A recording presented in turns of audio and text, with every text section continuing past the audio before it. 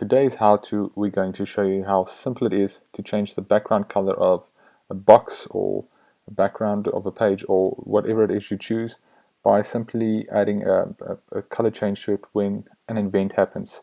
An event is just when you click on a box, when a mouse comes in or out of the box, these types of things. So this is a new box. Let's delete it and add a new one from scratch so you know where to find it. We're just going to go for a blue box and place it right there in the center of the page. Okay. Now, what we need to do first is get the current color of the box, and we're going to use the RGBA. So just click on the box and go to the color, say add color, and just go to RGB, and you'll get the current values of it. So we can see it's 127, 204, 247. The RGB is basically red, green, blue, and then the A of RGB is your opacity. So if you have a full 1, it will be solid. If it's 0.5, it will show through half the color and so forth. We'll get into that now a bit more. So just remember these colors. It's 127, 204, 247. Okay, then what we're going to do for this example is I'm going to tell the box, when I come in with the mouse, change the color. When I go out, change the color back. So we're going to say on mouse in,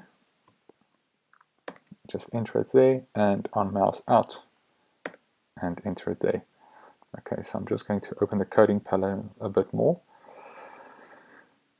Now, the only thing we really need to do here is tell the box with the code $W, brackets, parentheses, and the hash sign, and the box's name is box1 dot style dot background color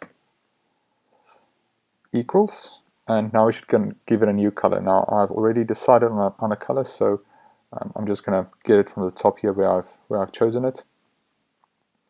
So we're going to say parentheses RGBA round brackets, and we're going to go for 155,000, and then my 155,000, and my opacity is going to be 0.5, so that makes it see through halfway. If you have something at the back, you'll see the wording also show through. Okay, and then we are going to just copy this line over, throw it under the mouse out. I'm just going to change the values of the RGBA color to 127, 204, 247, and we're going to give it a full opacity. So it's just going to change back to the same blue that it is now. Now let's give it a test. Oops.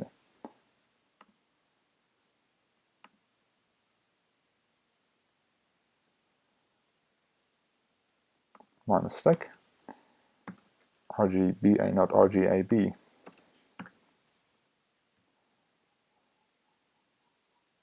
And that is it, guys. As simple as that. Mouse in, mouse out, mouse in, mouse out.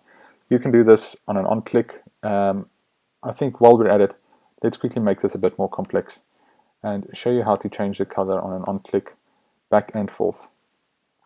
So I'm going to remove these mouse outs so they don't do anything else, and just add an onClick to it. Now what we need to tell the code is, if it's one color, change it to another color, and if it's that color, then change it back. So we're going to start with an if statement. Let's just grab this code out of here.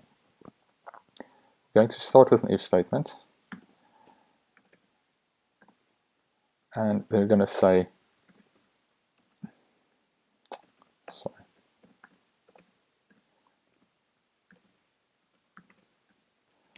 box1 dot style dot background color. And now we're going to use equals 3 times. That gives us an exact match.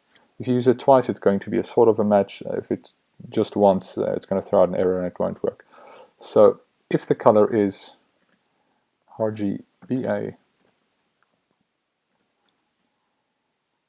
to 127, 204, 247, and opacity of 1, we're going to change the color to So box 1, same thing, dot style, dot background color, just 1 equals on this one because we're telling it what to do. And now we're going to change the color to RGBA, round brackets, 135, 0, 0, and 0.5. And then we're just going to say else. And then we're going to just make a copy of this because it's already built. The very top line that we use for the if. We're just going to make the equals just 1. Okay. Let's see how it works.